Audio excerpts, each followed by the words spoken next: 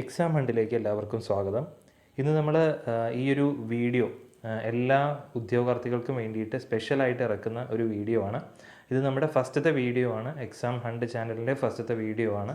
നമ്മുടെ ഈ ഒരു ചാനലിൻ്റെ മെയിനായിട്ടുള്ള ഉദ്ദേശം എന്ന് പറഞ്ഞു കഴിഞ്ഞാൽ ഉദ്യോഗാർത്ഥികളെ സഹായിക്കുക. കോമ്പറ്റേറ്റീവ് എക്സാംസ് ആയിട്ടുള്ള SSC, PSC, അതേപോലെ തന്നെ ഇനി വരാൻ പോകുന്ന കോമ്പറ്റേറ്റീവ് എക്സാംസിന് എല്ലാത്തിനും വേണ്ടിയിട്ടുള്ളൊരു കംപ്ലീറ്റ് പ്രിപ്പറേഷൻ നമ്മുടെ ഈ ഒരു യൂട്യൂബ് ചാനൽ വഴി പ്രൊവൈഡ് ചെയ്യാനാണ് ഞങ്ങൾ ഉദ്ദേശിക്കുന്നത്. ഇത് കുട്ടികൾക്ക് അതേപോലെ +1 +2 കഴിഞ്ഞ് നിൽക്കുന്ന വിദ്യാർത്ഥികൾക്ക് വരെ ഉപകാരപ്പെടുന്ന തരത്തിലുള്ള ഒരു യൂട്യൂബ് ചാനലായിരിക്കും. എസ്പെഷ്യലി PSC, ഡിഗ്രി ലെവൽ +2, അതേപോലെ SSLC ലെവൽ പരീക്ഷകൾക്കൊക്കെ വേണ്ടിയിട്ട് പ്രിപ്പയർ ചെയ്യുന്ന വിദ്യാർത്ഥികൾക്കും നമ്മുടെ ഈ ചാനൽ വളരെയധികം ഉപകാരപ്പെടുന്നുള്ളത് സംശയം ഉണ്ടാവില്ല.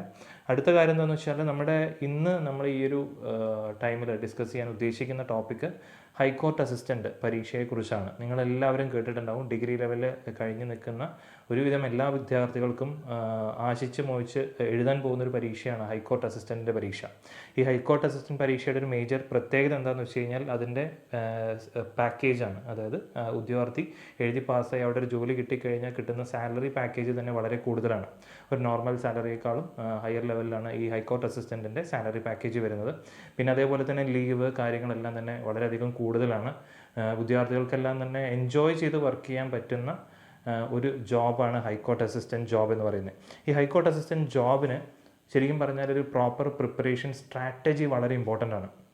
കാരണം നമ്മൾ സാധാരണ ഒരു PSC പരീക്ഷ എഴുതുന്ന പോലെ നമ്മൾ ഈ ഹൈക്കോർട്ട് അസിസ്റ്റൻറ്റ് പരീക്ഷ എഴുതി കഴിഞ്ഞാൽ നമുക്ക് അത് പാസ്സാവാൻ കുറച്ച് ബുദ്ധിമുട്ടാണ്. കാരണം എന്താണെന്ന് വെച്ചാൽ ഹൈക്കോർട്ട് അസിസ്റ്റൻറ്റ് പരീക്ഷ അവർ ശരിക്കും പറഞ്ഞു കഴിഞ്ഞാൽ കൂടുതലായിട്ട് അവർ ഇംഗ്ലീഷ് ലാംഗ്വേജ് ടെസ്റ്റ് ചെയ്യുന്നുണ്ട്.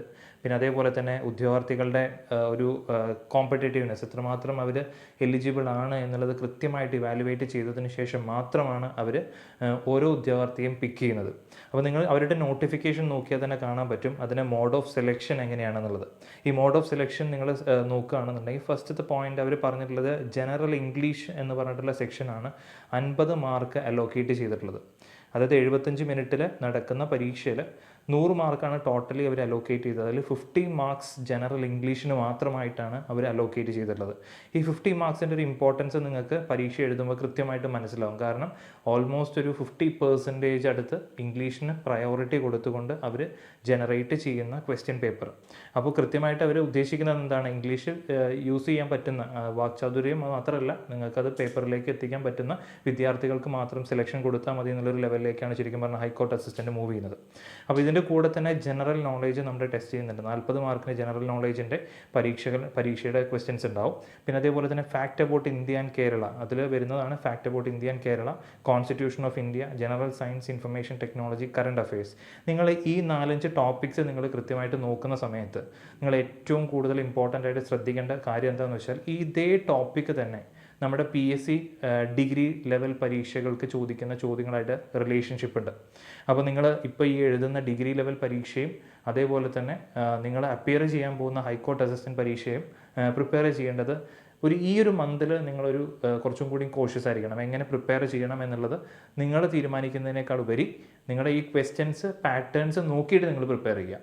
കാരണം കഴിഞ്ഞ വർഷങ്ങളിൽ ചോദിച്ചിട്ടുള്ള ചോദ്യങ്ങളൊക്കെ ഏത് സെക്ഷനിലാണ് വന്നതെന്നത് കൃത്യമായിട്ട് അവരുടെ വെബ്സൈറ്റിൽ കൊടുത്തിട്ടുണ്ട്. ക്വസ്റ്റ്യൻ പേപ്പേഴ്സ് കാര്യങ്ങൾ കൊടുത്തിട്ടുണ്ട്, അതിന് ആൻസർ കീ അടക്കം കൊടുത്തിട്ടുണ്ട്. അപ്പോൾ നമ്മൾ പ്രിപ്പയർ ചെയ്യേണ്ടത് ഒരു പ്രോപ്പർ സ്ട്രാറ്റജി വെച്ചിട്ടാണ്. അപ്പോൾ ആ സ്ട്രാറ്റജി എങ്ങനെയാണെന്നുള്ളത് കൃത്യമായിട്ട് പറഞ്ഞു തരാം. അതിൻ്റെ കൂടെ തന്നെ ബേസിക് മാത്തമാറ്റിക്സ് ആൻഡ് റീസണിങ് 10 മാർക്കിന് ചോദിക്കുന്നുണ്ട്. 10 മാർക്കിന് മാത്തമാറ്റിക്സ് ആൻഡ് റീസണിങ് സെക്ഷനാണ്. ഇമ്പോർട്ടൻ്റ് അല്ല എന്നല്ല, ഓരോ മാർക്കും നമുക്ക് ഇമ്പോർട്ടൻ്റ് ആണ്. കാരണം ഫസ്റ്റത്തെ ഒരു സെക്ഷൻ നിങ്ങൾ ക്വാളിഫൈ ചെയ്ത് കഴിഞ്ഞാൽ സെക്കൻഡ് സെക്ഷൻ്റെ ഡിസ്ക്രിപ്റ്റീവ് പരീക്ഷ നിങ്ങൾ എഴുതുമ്പോൾ നിങ്ങൾക്കൊരു കോൺഫിഡൻസോട് കൂടി ചെയ്യാൻ പറ്റുള്ളൂ. കാരണം 60 മിനിറ്റിൻ്റെ ഡിസ്ക്രിപ്റ്റീവ് ടെസ്റ്റാണ് സെക്കൻഡ് സ്റ്റേജിൽ വരുന്നത്. അതിൽ നിങ്ങളുടെ മാക്സിമം എഴുതാനുള്ളൊരു കഴിവ്, ഇംഗ്ലീഷ് ലാംഗ്വേജിൽ എത്രമാത്രം നിങ്ങൾ എലിജിബിൾ ആണ് എന്നുള്ളത് ടെസ്റ്റ് ചെയ്യുന്നതാണ് ഡിസ്ക്രിപ്റ്റീവ് ടൈപ്പ് ടെസ്റ്റ്. അതേപോലെ തന്നെ ഫൈനലി ഇൻ്റർവ്യൂ ഉണ്ട്. ഇൻ്റർവ്യൂവിലും നിങ്ങൾ പ്രിപ്പയർ ചെയ്യേണ്ടത് എങ്ങനെയാണെന്നുള്ള കാര്യങ്ങളൊക്കെ നമ്മൾ വരുന്ന വീഡിയോസിൽ ഞങ്ങൾ ഡിസ്കസ് ചെയ്യുന്നതായിരിക്കും. ഇതിൽ നിങ്ങൾ ശ്രദ്ധിക്കേണ്ട കാര്യങ്ങൾ, അതായത് ഇപ്പോൾ കറൻ്റ്ലി നിങ്ങൾ ചെയ്യേണ്ട ഒരു കാര്യം, അതായത് ഈ ഒരു 1 മന്ത് നിങ്ങൾ പ്രോപ്പറായിട്ട് ചെയ്യേണ്ട കാര്യങ്ങളെക്കുറിച്ചാണ് ഞാൻ ഈ ഒരു വീഡിയോയിൽ നിങ്ങൾക്ക് മുന്നിൽ എത്തിക്കാൻ ഉദ്ദേശിക്കുന്നത്. ആദ്യത്തെ കാര്യം, നിങ്ങൾ ഡിഗ്രി ലെവൽ പ്രിലിംസ് എഴുതുന്ന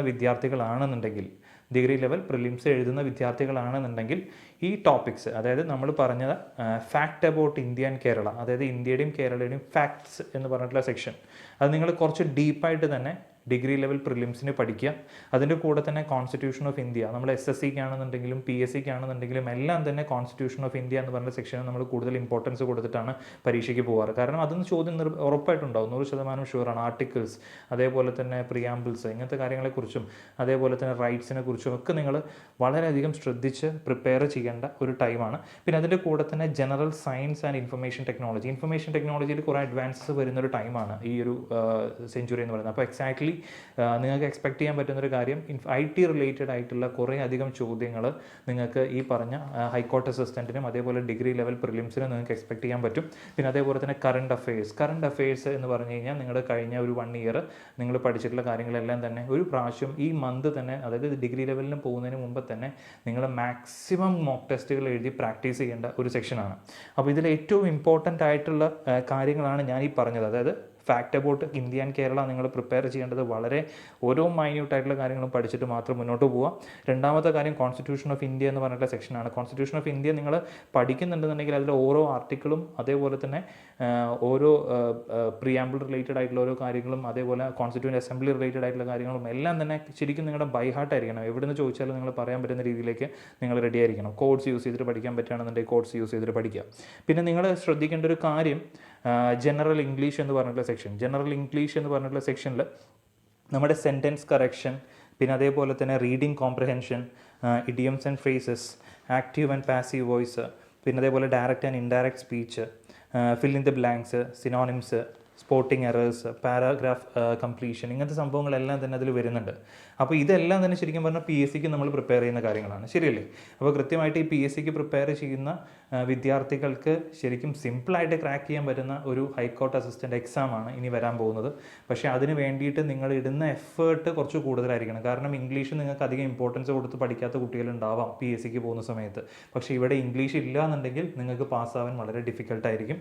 അപ്പോൾ ഇതിൽ പ്രിപ്പയർ ചെയ്യേണ്ടത് എങ്ങനെയാണ്? കാരണം ഇതൊരു സാധാരണ ലെവലിൽ നമ്മൾ പ്രിപ്പയർ ചെയ്യേണ്ട കാര്യങ്ങളല്ല ഇതിലുള്ളത്.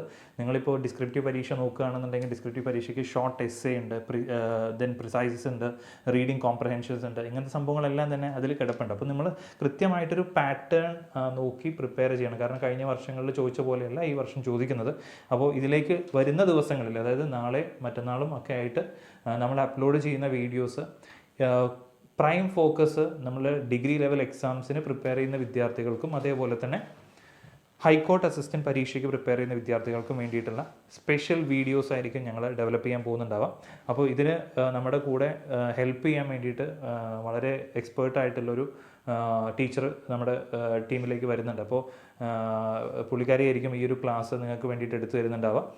ഇംഗ്ലീഷ് നിങ്ങൾക്ക് ശരിക്കും പറഞ്ഞാൽ ഇംഗ്ലീഷിലൊരു സ്ട്രോങ് ബേസ് കിട്ടിയിട്ടില്ല എന്നുണ്ടെങ്കിൽ നിങ്ങൾക്ക് പ്രോപ്പറായിട്ട് മുന്നോട്ട് പോകാൻ കുറച്ച് ബുദ്ധിമുട്ടായിരിക്കും. അപ്പോൾ നമ്മൾ ആദ്യം തന്നെ കുറച്ച് ക്വസ്റ്റ്യൻസ് ഒക്കെ പ്രാക്ടീസ് ചെയ്ത് നിങ്ങൾ ആ ഒരു ലെവലിലേക്ക് എത്തിക്കാൻ വേണ്ടിയിട്ടുള്ള എൻറ്റയർ പ്രിപ്പറേഷൻ സ്ട്രാറ്റജീസാണ് നമ്മൾ കമ്മിങ് ഡേയ്സിൽ നിങ്ങൾക്ക് വേണ്ടിയിട്ട് നമ്മളിവിടെ ഇൻട്രൊഡ്യൂസ് ചെയ്യുന്നത്. അപ്പോൾ ജനറൽ ഇംഗ്ലീഷിന് നിങ്ങൾ കൂടുതൽ ഫോക്കസ് കൊടുക്കുക. കാരണം ജനറൽ ഇംഗ്ലീഷാണ് നിങ്ങളുടെ ഡിസൈഡിങ് ഫാക്ടർ എന്നുള്ളത് നിങ്ങൾ മനസ്സിലാക്കുക. കാരണം നമ്മുടെ വൊക്കാബുലറി കാര്യങ്ങളൊക്കെ പ്രോപ്പറായിട്ട് ഇമ്പ്രൂവ് ചെയ്യണം ഈ ഒരു മാസത്തിൻ്റെ ഉള്ളിൽ. കാരണം ഡിഗ്രി ലെവൽ പ്രിപ്പയർ ചെയ്യുന്നതിൻ്റെ കൂടെ തന്നെ ഈ ഒരു ഹൈക്കോർട്ട് അസിസ്റ്റൻറ്റിൻ്റെ നിങ്ങളുടെ ഒരു പ്രിപ്പറേഷൻ കംപ്ലീറ്റ് ചെയ്യുകയാണെന്നുണ്ടെങ്കിൽ നിങ്ങൾക്ക് സിമ്പിളായിട്ട് ക്വാളിഫൈ ചെയ്ത് പോകാൻ പറ്റുന്നേ ഉള്ളൂ ഹൈക്കോർട്ട് അസിസ്റ്റൻറ്റ് പരീക്ഷ എന്നുള്ളത് നിങ്ങൾ ആദ്യം മനസ്സിലാക്കുക. അപ്പോൾ അതിന് വേണ്ടിയിട്ട് ഞങ്ങളുടെ ചാനൽ പ്രോപ്പറായിട്ട് സബ്സ്ക്രൈബ് ചെയ്യുന്നതിൻ്റെ കൂടെ തന്നെ ബെല്ലൈക്കൺ ക്ലിക്ക് ചെയ്യുക. നിങ്ങളുടെ വേറെ ഫ്രണ്ട്സ് ഇപ്പോൾ ഈ ഒരു പരീക്ഷകൾക്കൊക്കെ വേണ്ടിയിട്ട് SSC PSC അതേപോലെ തന്നെ വരുന്ന കോമ്പറ്റേറ്റീവ് എക്സാംസിന് പ്രിപ്പയർ ചെയ്യുന്ന വിദ്യാർത്ഥികളുണ്ടെന്നുണ്ടെങ്കിൽ ധൈര്യമായിട്ട് നമ്മുടെ ചാനൽ സബ്സ്ക്രൈബ് ചെയ്യാൻ പറയുക. അവർക്ക് ഷെയർ ചെയ്ത് കൊടുക്കുക. കൂടുതലായിട്ടും ഡീറ്റെയിൽ ആയിട്ട് ഞങ്ങളിനി വരുന്ന ദിവസങ്ങളിൽ കുറേ ജോബ് നോട്ടിഫിക്കേഷൻസും കാര്യങ്ങളടക്കം നമ്മളിതിൽ പോസ്റ്റ് ചെയ്യുന്നുണ്ടാവും. അപ്പോൾ നിങ്ങൾക്ക് കൃത്യമായിട്ട് അപ്ലൈ ചെയ്യാനുള്ള ഒരു ഓപ്പർച്യൂണിറ്റി കൂടിയാണ്. അതേപോലെ ഫ്രഷേഴ്സിനുള്ള ഓപ്പർച്യൂണിറ്റീസിനെ കുറിച്ചും എല്ലാം നമ്മൾ കമ്മിങ് ഡേയ്സിൽ നമ്മൾ ഡിസ്കസ് ചെയ്യുന്നതായിരിക്കും. പ്രൈവറ്റ് ജോബ്സും ഗവൺമെൻറ് ജോബ്സും എല്ലാം തന്നെ നമ്മൾ ഡിസ്കസ് ചെയ്യുന്നതായിരിക്കും. അപ്പോൾ നിങ്ങൾക്ക് കിട്ടുന്ന ഈ ഒരു ഓപ്പർച്യൂണിറ്റി മിസ് ചെയ്യാണ്ടിരിക്കുക. നമ്മുടെ ചാനൽ അടിപൊളിയായിട്ട് സബ്സ്ക്രൈബ് ചെയ്ത് യൂസ് ചെയ്യുക. നിങ്ങൾ ഡെയിലി നമ്മൾ പോസ്റ്റ് ചെയ്യുന്ന വീഡിയോസിൻ്റെ അടിയിൽ നിങ്ങൾ കമൻറ്റ് ചെയ്യുക കൃത്യമായിട്ട്. അതായത് എന്തെങ്കിലും നിങ്ങളുടെ ഡൗട്ട് ഉണ്ട്, നിങ്ങൾക്ക് അതേപോലെ തന്നെ കുറച്ചും കൂടി ഡീറ്റെയിൽ ആയിട്ട് ഈ ടോപ്പിക്ക് വേണമെന്നുണ്ടെന്നുണ്ടെങ്കിൽ ധൈര്യമായിട്ട് നിങ്ങൾ കമൻറ്റ് ചെയ്യുക. ഞങ്ങൾ അതിന് വേണ്ടിയിട്ട് നിങ്ങളെ ഹെൽപ്പ് ചെയ്യാൻ റെഡിയാണ്. അപ്പോൾ all the best from exam hunt.